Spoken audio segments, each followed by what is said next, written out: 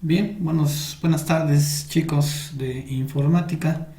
Pues bueno, el día que me notifican nuevamente el impartir esta asesoría, bueno, espero volverlos a ayudar en ese sentido, ¿no? Bueno, pues ya te platicaba cuando nos conectamos ese primer sábado de las condiciones de evaluación. El día de hoy quiero retomarlo nuevamente, comenzar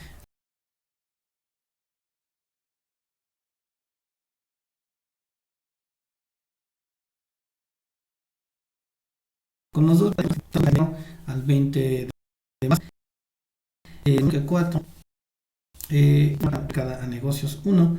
Un servidor, Omar Acostaneria, maestro de información docente.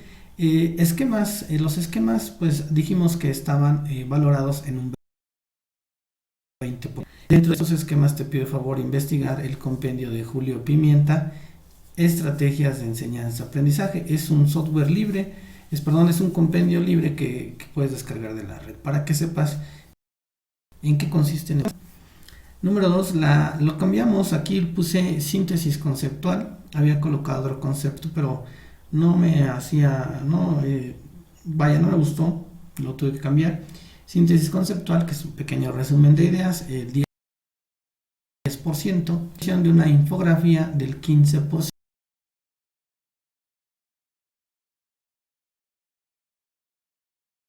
De evaluación. Esta autoevaluación voy a permitir en donde tú te vas a autocalificar qué tanto aprendimos sobre los temas.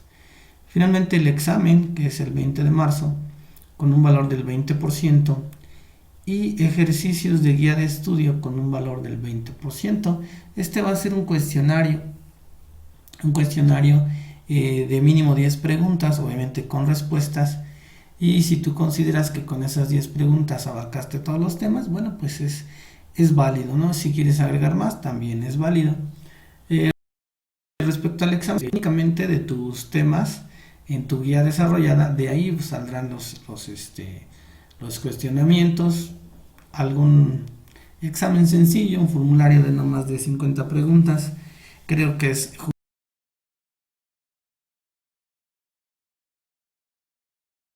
justo que recorrer para que vinieran a la situación de entrega que tú requieres para, pues primeramente ya esta semana, ¿no? Entonces estar atentos en el Classroom para ir entregando estos trabajos. Y bueno, pues directamente nos vamos al primer bloque. Del 30 al 6 consideramos aproximadamente 12 temas. ¿Cómo funcionan las computadoras? Vamos a ver lo que son la herramienta de multiuso, ya la explicamos, acuérdate que nos vimos. Una mirada al interior de la máquina, el procesador, la computadora, de un vistazo, memoria, dispositivos de entrada y salida, otros dispositivos de almacenamiento, software el software le da la vida a la máquina, que son lo que son los sistemas operativos, algunas funciones, software de aplicación, las formas de las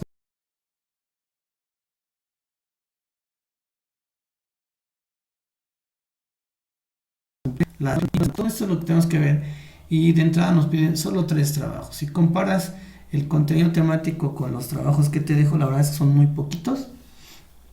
En el primero de ellos dice: realiza una lectura de comprensión y elabora un esquema de correlación para describir las características del procesador, las memorias, los dispositivos de entrada-salida y los dispositivos de almacenamiento. Bueno, este esquema de correlación, bueno, lo voy a insertar, a ver si me permite la máquina. Inserto la imagen para que la veas. ¿Cómo se ejecuta un esquema de correlación? Bueno, pues vamos a ver. Vamos a imágenes, este dispositivo.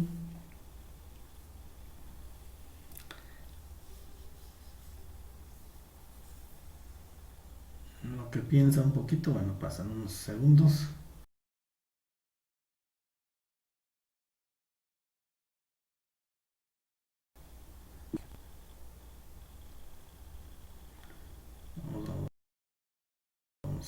Vamos insertando esa imagen de correlación. No recuerdo si la colocamos en la offset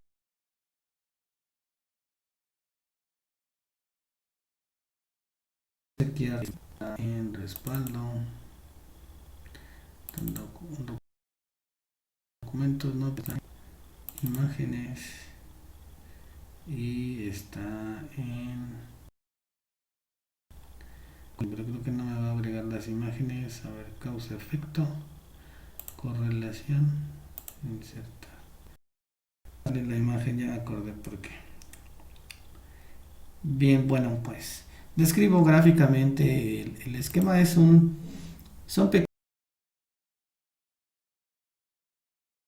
pequeños y n cantidad de cuadros, cuatro esquinas. Esos cuatro cuadrados de esas cuatro esquinas todavía se subdividen en otros cuatro cuadrados en sus esquinas, y todos estos se unen a través de flechas. Ese es un esquema de correlación, ¿vale? Observa el siguiente video y elabora un mapa mental sobre los sistemas operativos y describiendo la relación que hay en el subcontrol de aplicación. Ves los videos y haces tu trabajo.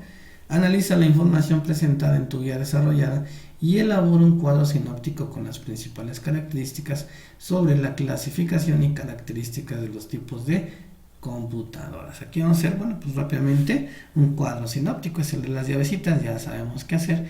Principales características y tipos de computadoras, que es el tema 1.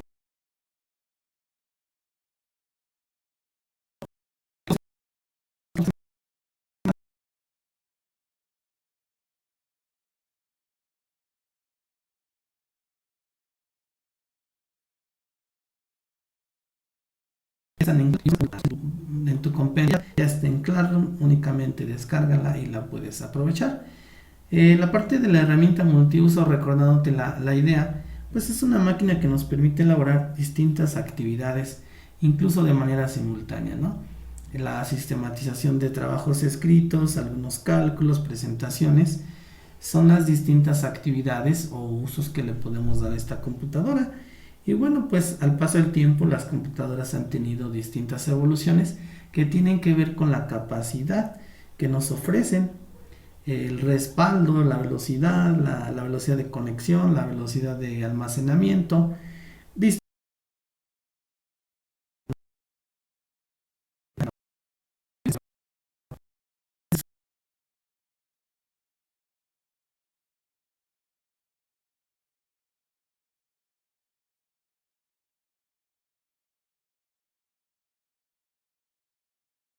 Sus iniciativas se refiere a los diferentes tipos informativos, es decir, que forma parte de un microprocesador, ¿no? En el que es parte, este es parte, es el cerebro de la computadora, y que de todos los procesos informativos, desde los más sencillos, estando con la ayuda del procesador. Y bueno, pues aquí está la imagen, como alcanzas a ver. Está aquí en esta parte del cuadrado donde está lo...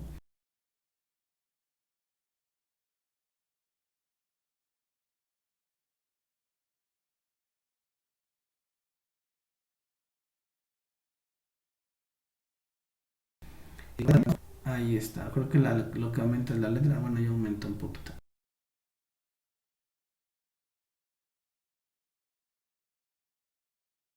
Ahí está, la tapa protectora, y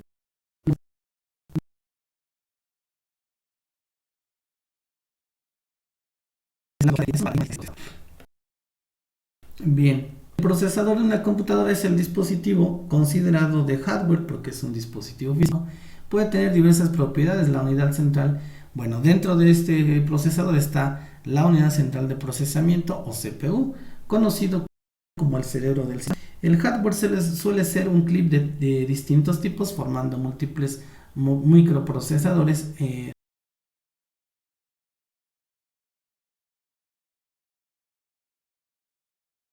conexión aritmético, lógica, entre otras. Estas partes son las que nos permiten las multitareas. Además nos permite hacer también cálculos matemáticos. Esta unidad aritmética lógica, eso nos permite hacer cálculos matemáticos, ¿no? Las partes internas del procesador son los núcleos, el caché, controladores de memoria, tarjeta gráfica y otros elementos. Es decir, son elementos que deben de estar presentes para el funcionamiento de este procesador. El núcleo, ¿qué sería el núcleo? El núcleo es un procesador en reducción de un objeto de dimensiones reducidas que forma parte, las partes de varias conexiones y les permite trabajar con más de una aplicación. El caché es una memoria de la cámara que se almacena en el acceso con frecuencia y que poseen todos los ordenadores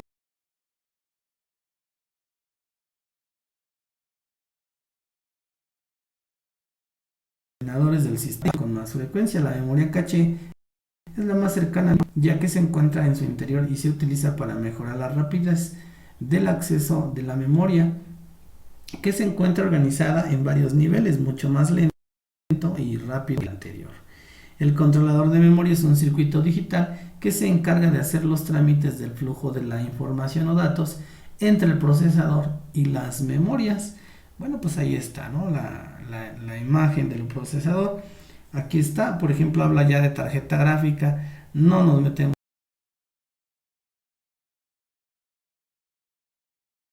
con este es el siguiente tema, que es los tipos de memoria. Estos tipos de memoria también ya está el acceso a la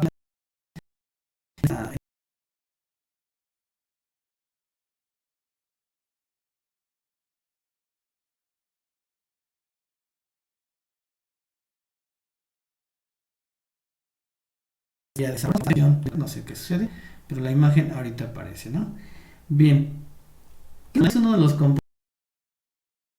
componentes fundamentales para el correcto funcionamiento de nuestra PC. Su existencia permite que la computadora pueda arrancar, se procesen los datos, se ejecuten las instrucciones para distintos programas y demás.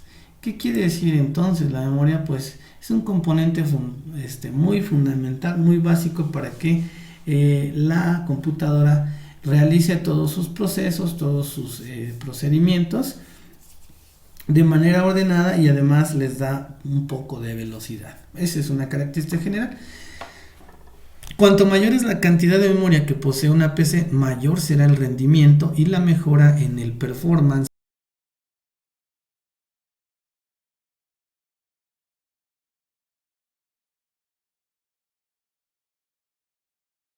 de las diferentes que sirven para realizar diversas funciones. Estas son la RAM, la ROM, la SRAM o caché y la memoria virtual del swap. Vamos a verlas cada una de ellas. La memoria RAM, llamada así como Random Access Memory, ya que nuestra computadora no podría funcionar sin su existencia. En la RAM se guarda distinto tipo de información, desde los procesos temporales como las modificaciones de archivos hasta las instrucciones que posibilitan la ejecución de las aplicaciones que tenemos instaladas en nuestra PC. Es decir, se va guardando como de manera temporal información, modificaciones de archivos, ¿sí? De manera temporal, acuérdate, y posibilita la ejecución de todas las aplicaciones o apps que tenemos en la PC. Por tal motivo se utiliza constantemente por el microprocesador, que accede a ella para buscar lo que guarda temporalmente información referente a los procesos que se realizan en la computadora. Dentro de las memorias RAM existen dos tipos de tecnologías de diferencia, principalmente por su velocidad de acceso y su forma física. Entre ellas encontramos DRAM, SDRAM, RDRAM, entre otras.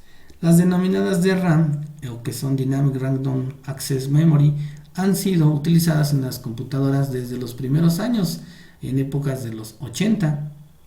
Se trata de memorias económicas por su característica principal. La desventaja que está relacionada con la velocidad del proceso. Eran muy pequeñas en situaciones de velocidad. En cuanto al tipo de tecnología, SDRAM se derivaba de la primera a comienzo de los años 90, y gracias a este tipo de memoria se lograron agilizar.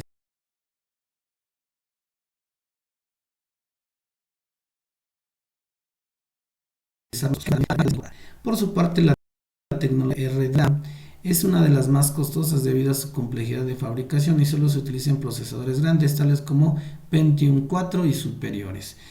Otra de las diferencias entre las distintas memorias RAM se halla en el tipo de módulo que se trate. Por ejemplo, puede ser la SIM, Single Line Memory Module, Double Memory Module y Rambus Inline Memory Module, DIMM, ¿no? Y RIM, dependiendo de la cantidad de pines que contenga y del tamaño físico del módulo o del slot a donde se encuentra ubicada esta memoria. El slot pues es el compartimento donde se contiene la memoria RAM, ¿no? La memoria ROM, estas computadoras además de la RAM trabajan con la memoria ROM, Read Only, es decir, una memoria de solo lectura. Como su nombre lo indica, se trata de una memoria de lectura, ya que la mayoría de estas memorias la memoria ROM viene incorporada a la tarjeta madre y es utilizada para iniciar lo que le llamamos la BIOS, lo cual es básicamente un programa que posee instrucciones adecuadas para guiar a la computadora durante su arranque o inicio. Entre sus funciones, la BIOS comienza con el proceso denominado POST, Power on Self-Test, durante el cual se inspeccionará todo el sistema para corroborar que todos los componentes funcionan adecuadamente para dar lugar al arranque. Para ello, la BIOS consulta un registro en el que se halla toda la información, refiere al hardware que tenemos instalado en nuestra PC para comprobar que todo se encuentra en orden. Dicho registro es denominado CMOS Setup. Si bien mencionó, puede ser modificada. En la actualidad, gran cantidad de motherboards incorporan nuevos modelos ROM que el usuario puede realizar cambios en la BIOS con el fin de mejorar su funcionamiento. La diferencia fundamental entre RAM y ROM radica en la velocidad, ya que la ROM, al tratarse de un tipo de memoria secuencial, necesita recorrer todos los datos hasta hallar la información que está buscando, mientras que la RAM trabaja de manera aleatoria, lo que hace a que se acceda a la información específica de manera directa. Bueno, pues ahí está, ¿no? Memoria de caché. Otro tipo de memoria utilizada denominada SRAM, más conocida como memoria de caché. Tanto en el procesador como el disco rígido y la tarjeta madre poseen su propia memoria caché, que básicamente resguarda las distintas direcciones que son utilizadas para la memoria RAM para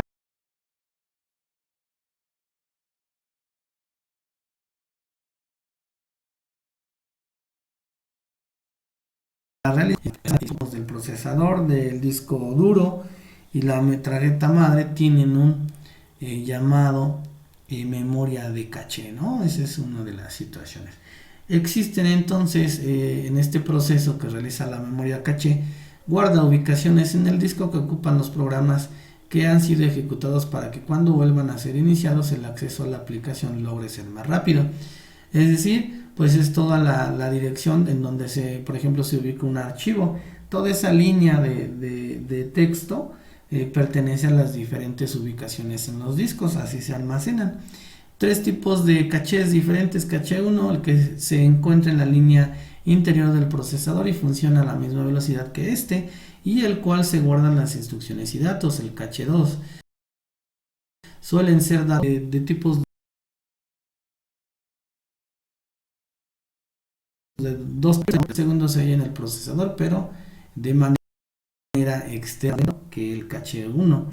El caché 3 solo viene incorporado o en algunos microprocesadores más avanzados, lo que resulta con una mayor velocidad de procesos. La memoria SWAP. En algunas computadoras, todo sobre aquellas que poseen un sistema operativo de Microsoft, Windows o Linux, también encontramos la denominada memoria virtual o de SWAP. Este tipo de memoria funciona de manera muy similar al caché para Windows o Linux para ser utilizada exclusivamente por el sistema operativo. En el caso de Linux está denominada memoria SWAP, generalmente está ubicada en una partición diferente del disco, mientras que en el sistema de Microsoft es un archivo dentro del sistema operativo mismo. Memoria SWAP, o lo que necesitamos para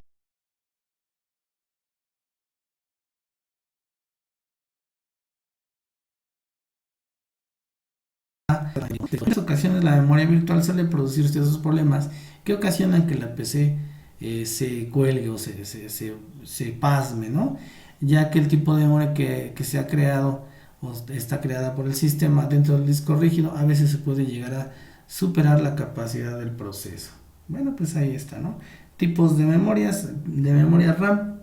Actualmente pues existen la memoria RAM DDR, DDR2, DDR3, DDR4.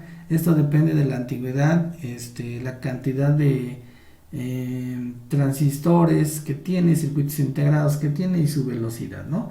Las siglas DDR son utilizadas para abreviar el de doble data rate, y las llamadas SDRAM, si bien es el mismo tamaño que de las DIMM y de SDRAM, las DDR SDRAM poseen mayor cantidad de conectores, mientras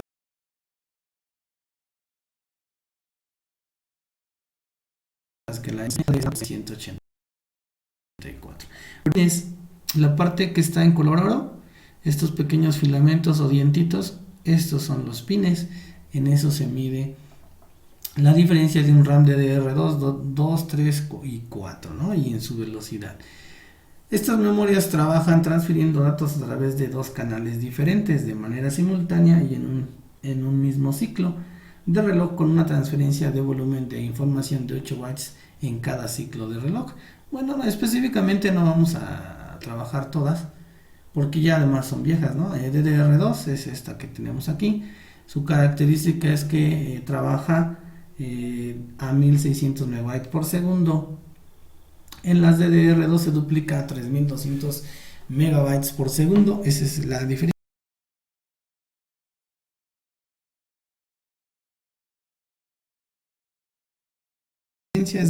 Trabajan con 4 bits por ciclo, 2 de ida y 2 de vuelta, ¿no?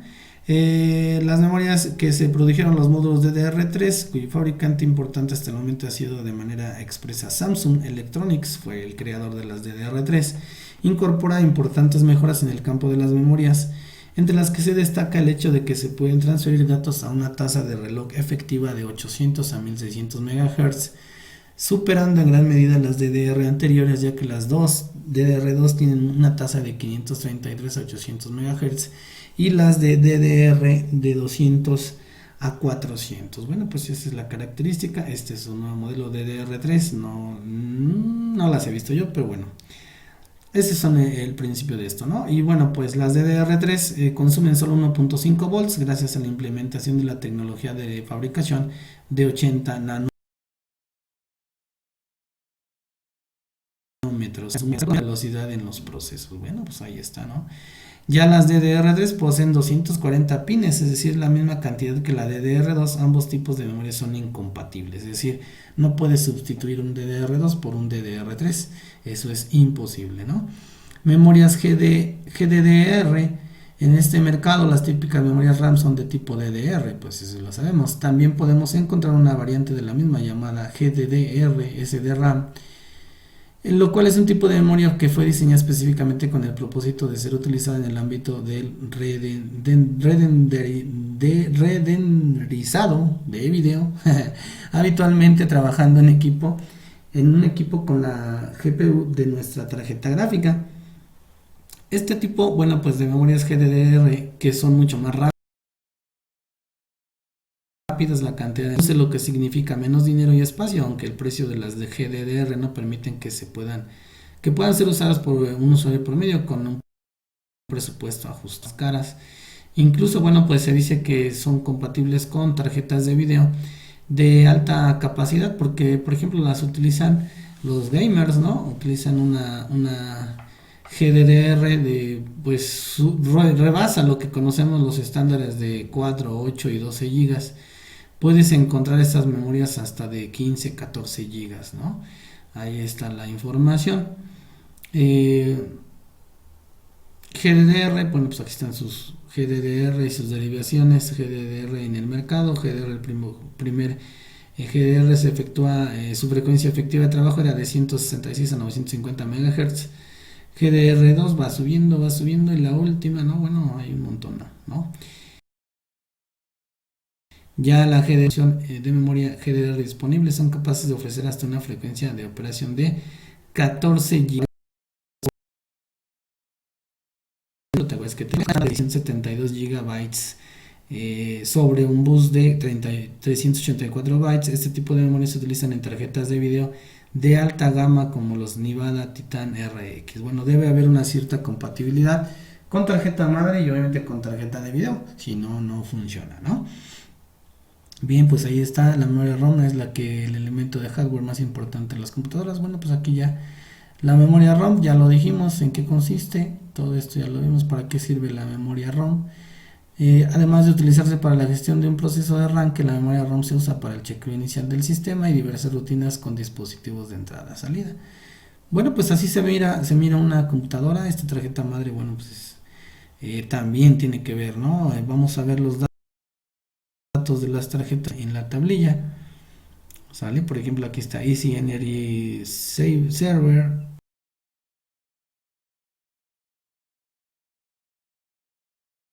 Es de memoria ROM, ya lo dijimos también. PROM, la programable o Read Only Memory. Estas memorias PROM, también conocidas como memoria programable solo lectura, vieron la luz en finales de los 70. Se efectúa quemando unos determinados componentes electrónicos llamados diodos con una sobrecarga de tensión mediante un dispositivo conocido como el programador ROM.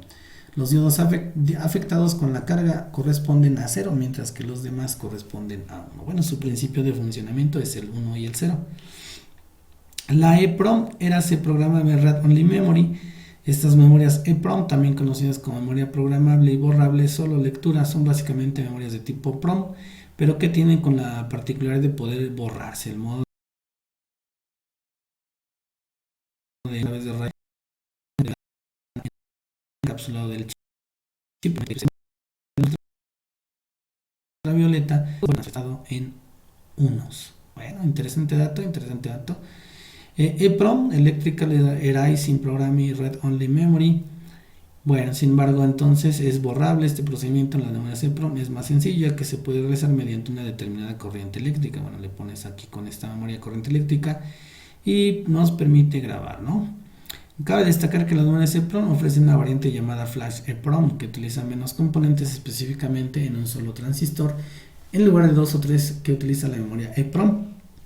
Además, ofrece posibilidad de leer registro por registro una vez en vez de una lectura de página completa como la memoria EEPROM. Bueno, pues ahí están las fotografías, diferencias entre RAM y ROM. Bueno, pues ya lo dijimos, uno es de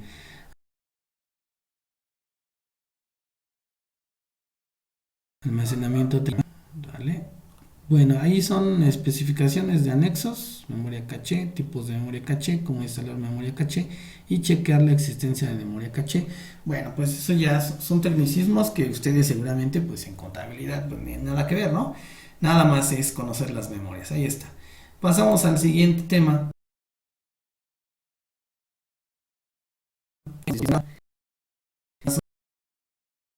Sí,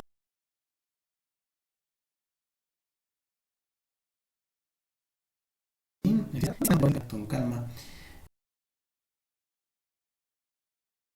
¿Qué es un periférico o hardware cuya función consiste en enviar datos a la computadora, lo cual nos permite interactuar con la PC y controlar prácticamente todo lo que sucede en ella? Pues ahí está el dibujo, ¿no? Escáneres, impresoras, teléfonos, discos duros,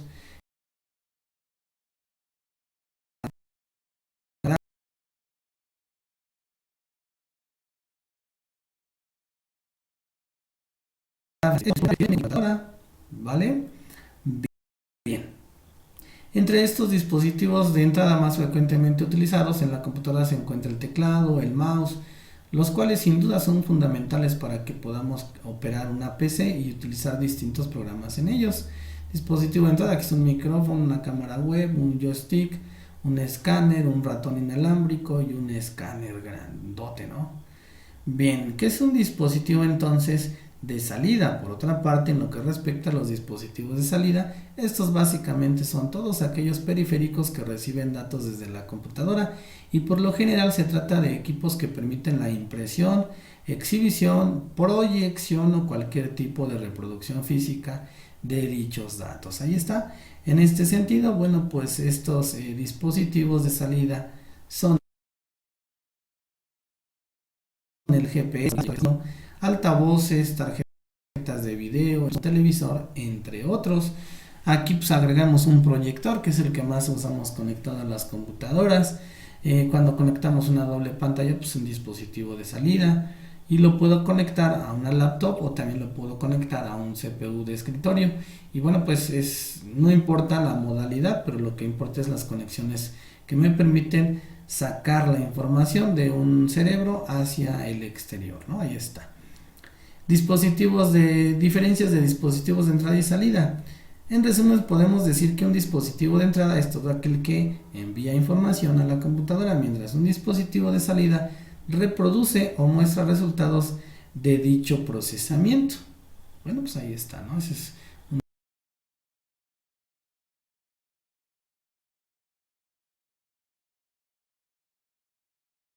una de las que establezcan el dispositivo y la PC. Podemos ser periféricos que cumplan con funciones. Por ejemplo, este multifuncional recibe información, dispositivo de entrada, porque además se conecta a la computadora, porque ahí la forma de que entra y sale información, entra la fotografía y sale la fotografía. ¿Quién la envía? La computadora. Entonces, si yo lo conecto, es un dispositivo de salida que me permite imprimir, pero al mismo tiempo recibe la información de la computadora, es dispositivo de entrada que procesa y imprime, ¿no? Por eso son considerados dispositivos de entrada-salida.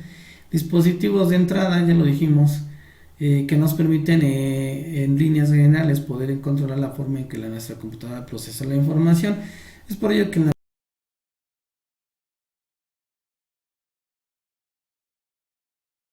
computadora nos dispositivos de entrada nuevamente los buenos el teclado nos permite escribir, es un dispositivo, ¿no? Digital, interactivo, etcétera, ¿no? Ahí está el teclado. Hablan también del mouse. El mouse, bueno, pues es un dispositivo que me permite seleccionar información y dar acceso a las diferentes aplicaciones, ¿no? Ahí están las fotografías, el joystick, pues el touchpad, pues es lo que me permite navegar en una laptop. Ahí está, dispositivos de entrada de audio, pues las diademas, las bocinas, etcétera, ¿no? Ahí están, dispositivos de entrada de imágenes y video. Ahí está, imágenes y video, las cámaras, ¿no? Cámaras web, cámaras fotográficas, ahí está. No vamos a ser específicos en ese sentido, pero bueno, ahí está en la situación. Bueno, pues, ¿qué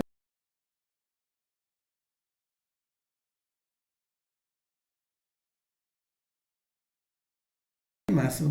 Mejor almacenar, ¿no? Entre algunos de ellos mencionan los lectores de tarjetas SD, lápices ópticos, dispositivos de realidad virtual y la realidad aumentada y demás. Ahí están otros dispositivos de entrada. Dispositivos de salida, bueno, pues hablan específicamente de lo mismo. Ahí está arriba, pantallas, monitores, en qué consisten los tipos de monitores que hay en el mercado. El último es mira, monitor LED OLED, pantalla de diodo orgánico emisor de luz. Esta es la última computadora que existe o la más actual, ¿no? Pero es carísima, ¿no? Las impresoras, ¿de qué tipo? Aquí están, impresoras de muchos tipos. Esta, la 4D, la que te decía, mira, este es un esquema, por ejemplo,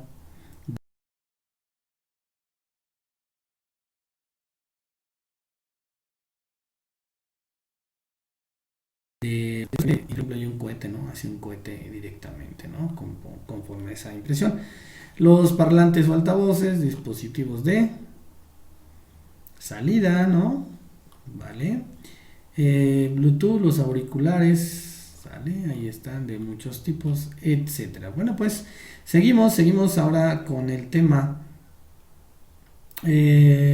dispositivos de almacenamiento. Ahí está, vámonos al siguiente tema. Dispositivos de almacenamiento. Bien, pues los dispositivos de almacenamiento de información, como ya se dice o dice su nombre, son dispositivos capaces de grabar datos en su memoria, facilitando así el transporte de la información y la distribución de las mismas en distintos equipos. Además de eso, los dispositivos de almacenamiento de información auxilian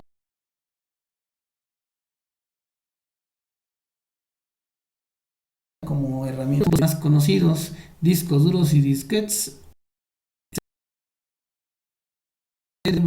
procesamiento por medio electrónico, pendrive, tarjeta de memoria, memoria RAM, memoria USB, micro SD y SD, ¿no? Dispositivos de almacenamiento de información por medio magnético. Estos dispositivos son muy antiguos, su ventaja reside en que permiten almacenar en grandes cantidades la información de información en pequeños volúmenes. Bueno, pues el disco duro portable, el disco duro físico, esa es su estructura, así está por dentro, por si lo querías conocer, ahí está. Discos duros externos, están los discos duros externos o portables, son los utilizados en ocasiones para almacenar información y llevarla contigo.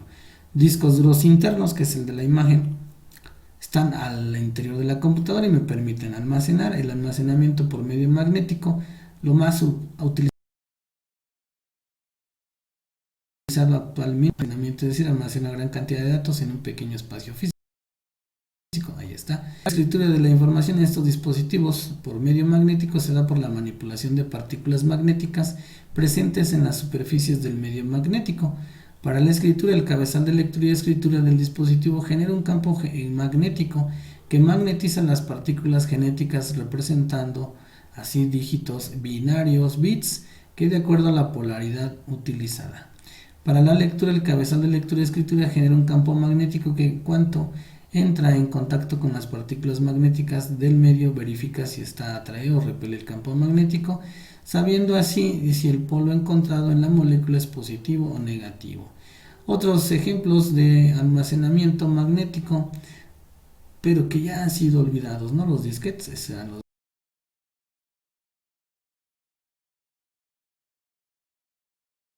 disquetes, los DVDs, CDs, todavía alcanzamos a verlos. Las computadoras de hoy en día, las laptops, ya no traen esas unidades. Ahí están en sus características. Son últimamente los más utilizados para almacenar. Yo creo que ya no, yo creo que ahora son las USBs, micro USBs y discos portables, ¿no? O inclusive ya la famosa nube de datos, ¿no? Bueno, pues ya cambió ahí. ¿Cómo se realizaba la grabación? Bueno, pues te dejamos de tarea que lo leas, ¿no? Para ver cómo se hacía ese proceso de grabación. Necesita un material especial cuya superficie está realizada en un material que puede ser quemado por el rayo láser de dispositivo almacenamiento, creado así los surcos que presentan los dígitos binarios bits.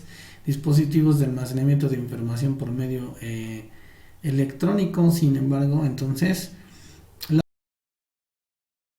las llamadas unidades de estado sólido SSD, aunque actualmente su capacidad ha aumentado de acuerdo a la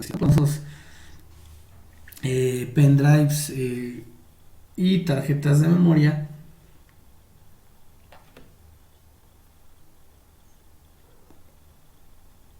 muy comunes actualmente, ¿no?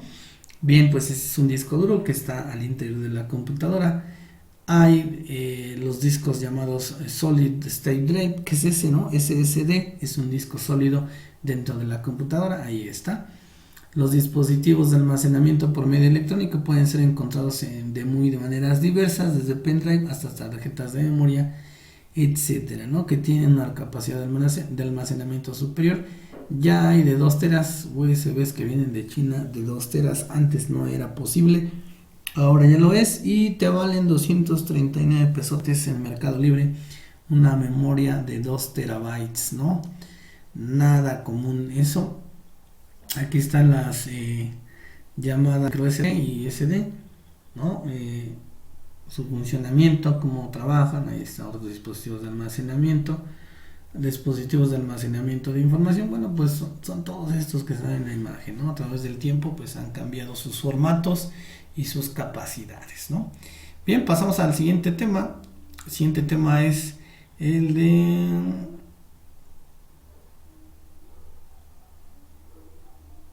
A ver, ya lo tenía preparado aquí. Sistemas operativos, bien.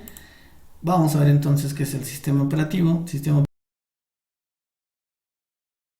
operativo es las aplicaciones que utiliza el usuario en una computadora, por eso es más importante y fundamental. Se trata de programas que permiten regular aspectos más básicos